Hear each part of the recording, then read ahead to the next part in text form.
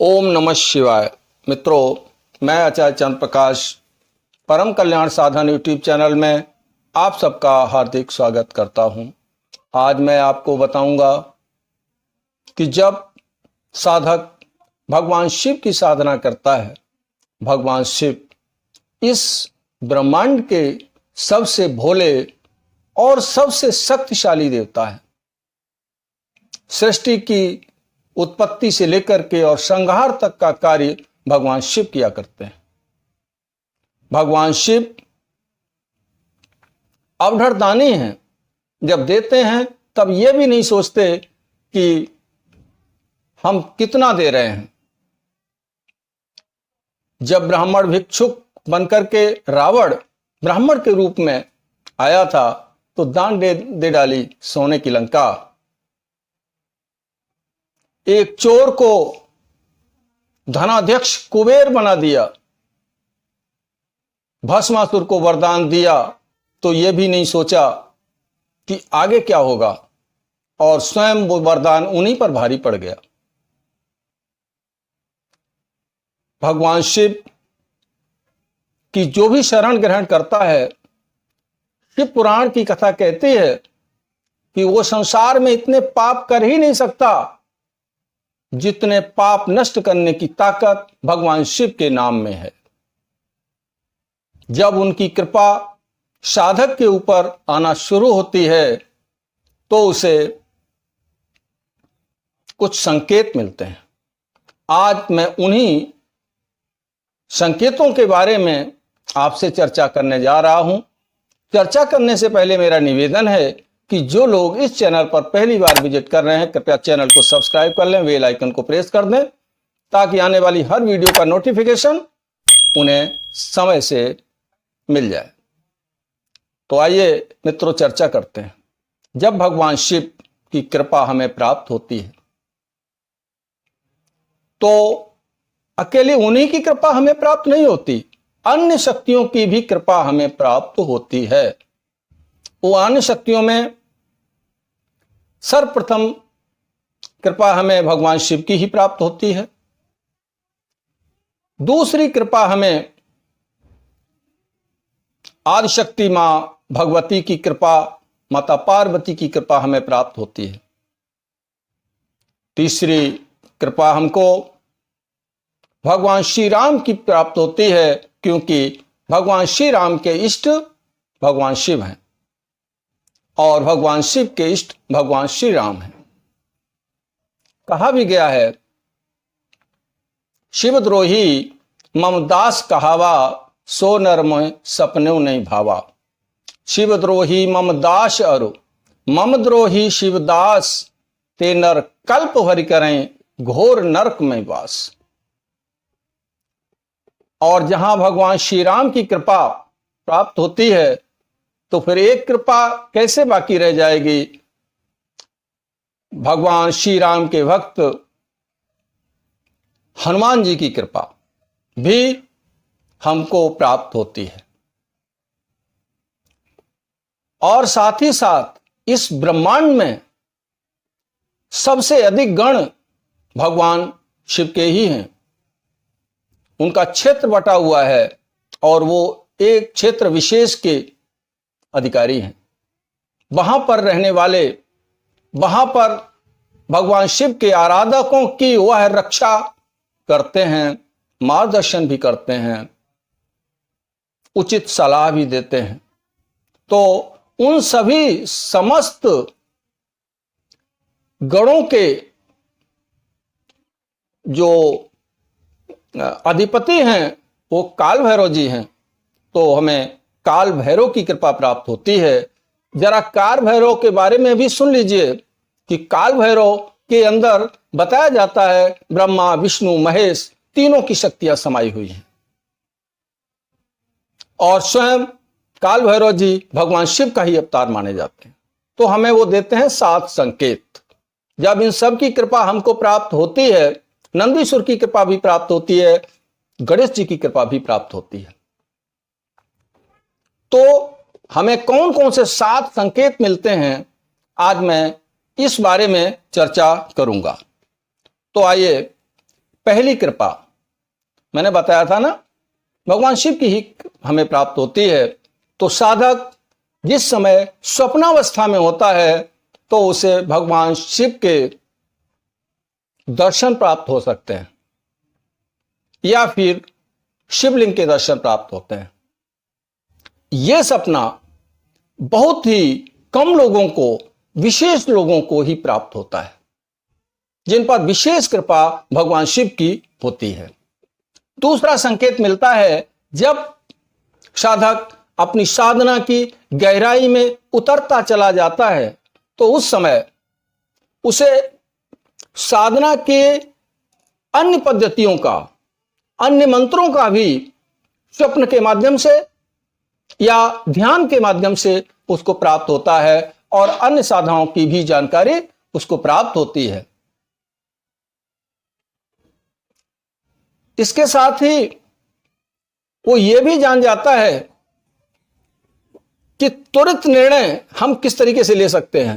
यानी तुरंत निर्णय लेने की स्थिति जब आती है तो उसका दिमाग इतना तेज होता है, शार्प माइंड बन जाता है और वो तुरंत समय पर सही निर्णय लेता है, जिससे उसे कभी नुकसान नहीं होता।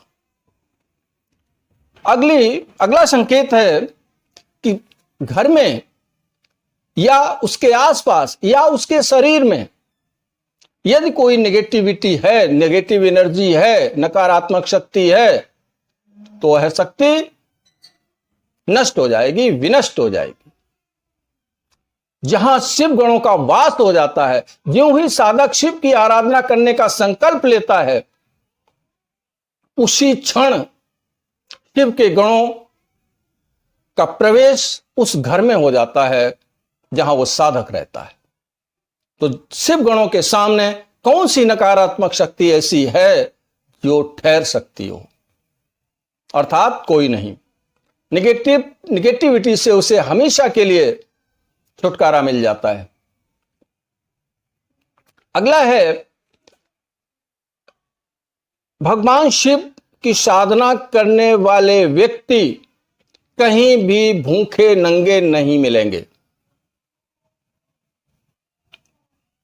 जितनी भी आर्थिक समस्याएं होती हैं वो हमारी अपनी गलतियों के कारण ही, हमारे अपने दोषों के कारण ही, हमारे प्रारब्ध के कारण ही होती हैं।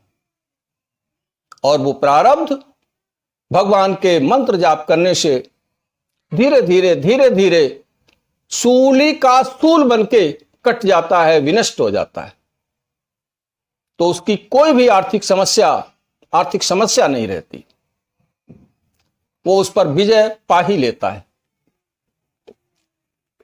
अगला लक्षण जो उसको मिलता है देखने को उसके जीवन में, वो है निरोगी काया। बीमारी है तो दूर हो जाती है, वरना वो स्वस्थ संतुलित रहता है हमेशा।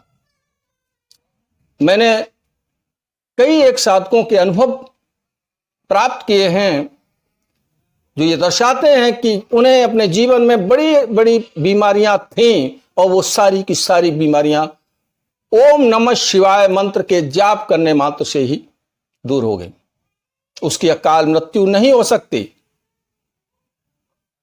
अकाल मृत्यु वो मरे जो काम करे चांडाल का, काल उसका क्या करे जो भक्त हो महाकाल का।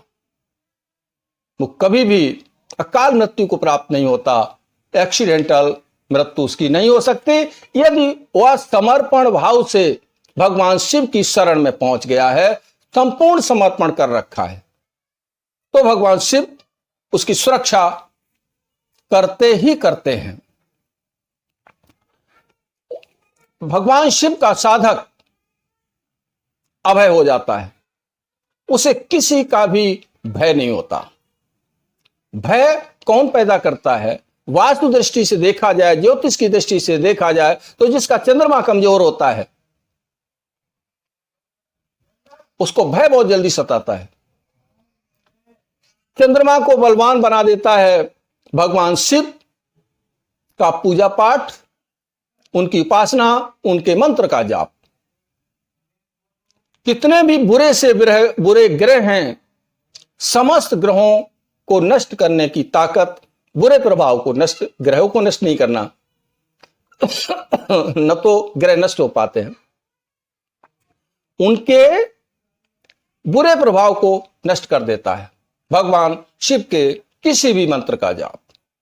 महामृत्युंजय मंत्र में तो यह ताकत है कि वो एक बार मरते हुए व्यक्ति को भी, मुर्दे को भी जीवित कर सकता है। अकाल मृत्यु मार्कंडेय जैसे ऋषियों को चिरंजीवी बना दिया महामृत्युंजय मंत्र के जाप ने। यह होती है भगवान शिव की कृपा। जब साधक साधना की गहराइयों में और उतरता चला जाता है तो उसकी इंद्रियों पर उसका नियंत्रण हो जाता है, उसकी इंद्रियां उच्च श्रृंखल नहीं रहती, इंद्रियां विषयों की तरफ नहीं जाती। जिस तरीके से भगवान योगी हैं, महायोगी हैं, एकनिष्ठ हैं, उसी तरीके से भगवान शिव का भक्त भी एकनिष्ठ होता है। सातवीं और अंतिम कृपा है भगवान की कि उसका अपनी इंद्रियों पर नियंत्रण स्थापित हो जाता है। इंद्रियां अपने विषय से विमुख होने लगती हैं, वह चित्त से शांत होने लगता है। जैसे भगवान शिव स्वतः शांत हैं, भगवान का भक्त भी भोला और शांत हो जाता है, क्योंकि इंद्रियों की जो गति होती है वो विषयों की तरफ होती है। ध्यायतो विषया नपुंसा संगात संजायते कामा, कामात क्रोधो विजायते, क्रोधात भवत सम्मोहा, सम्मोहात स्मृति विभ्रमा, स्मृति विभ्रंश, स्मृति भ्रंशाद बुद्धिनाशो,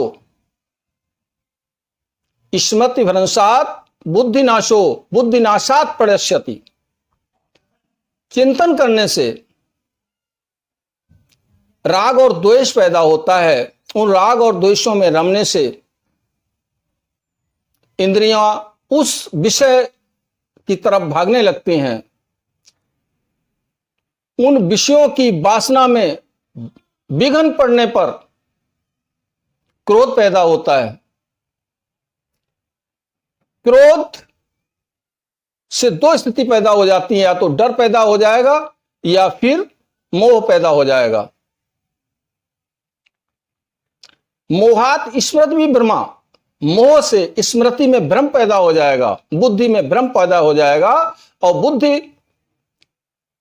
बुद्धि यदि भ्रमित हो गई तो व्यक्ति का पतन हो जाता है। ऐसा भगवान कृष्ण ने गीता में कहा है।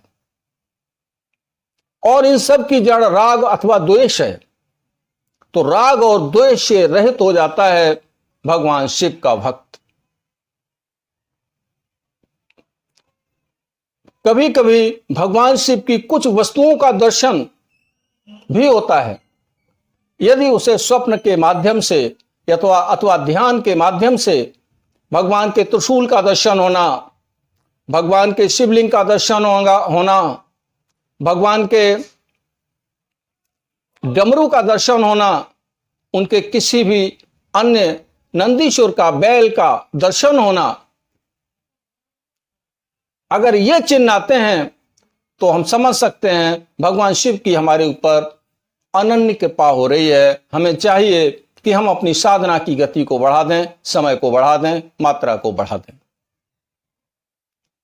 इस प्रकार से हम भगवान शिव की कृपा के पात्र बन सकते हैं और इस संसार में उत्तम से उत्तम भोगों को भोगते हुए अंत में शिवलोक की प्राप्ति कर सकते हैं।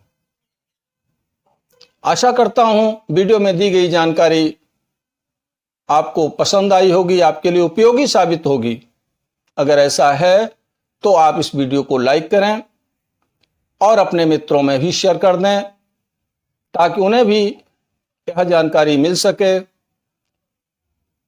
वीडियो देखने के लिए मैं आपका धन्यवाद करता हूं। चलता हूं, मिलूंगा अगले वीडियो में नई जानकारी के साथ। तब तक के लिए ओम नमः शिवाय, ओम नमः शिवाय, ओम।